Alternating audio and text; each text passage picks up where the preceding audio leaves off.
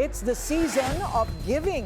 Pero bukod sa pamimigay ng regalo at pamasko, saan nga ba pwedeng ilagay ang mga nakuhang bonus o aginaldo? Alamin sa agenda report ni Paulo Barcelon.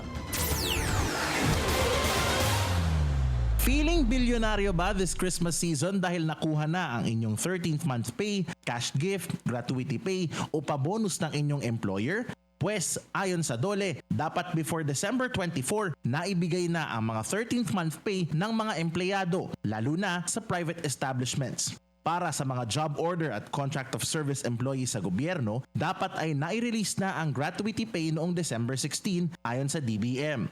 At naibigay naman na ang year-end bonus at 5,000 pesos cash gift ng regular government employees noong November 4. Ayon sa Bangko Sentral ng Pilipinas, marami ng bagong stock ng new polymer bills na maaaring ipalit ng libre sa mga bangko. Pero mas mainam din daw na gawing digital na ang pamamasko ng aginaldo sa pamamagitan ng e-wallet apps gaya ng GCash at Maya o di kaya ay pasa-pasa via QRPH. Ayon sa financial advisor na si Enery D, may 5 pwedeng paglaanan ang natanggap na bonus bukod sa tradisyonal na pamimili ng Noche Buena at pagbibigay ng aginaldo. Una na raw dyan ang pagbawas sa tinatawag na bad debt o yung mga utang na malalaki ang halaga o yung mga hindi binabayaran buwan-buwan. Kadalasan ayon kay D, ito ay nakukuha sa paggamit ng credit card. Pag credit card, pag hindi mo na pay in full, no, that's 3% per month. So times 12 natin, no, 36% per year. Grabe yun. Isipin mo, you can do the math na lang siguro on your own, no? Pero grabe yun. No? So definitely, ito yung pinaka number 1 dapat i-prioritize natin. Pangalawa, maglaan ng pondo para sa emergency na hindi bababa sa 3 buwang halaga ng buwanang gastusin. Pangatlo, magtabi para sa planned obligations o yung mga gastusing maaring semi-annual o yearly ang bayaran.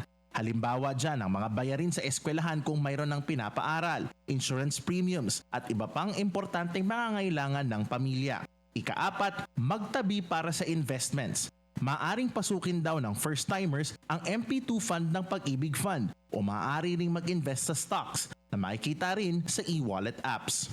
The earlier you start, the better. Kasi ang pinaka-important talaga sa investment, no, is the time.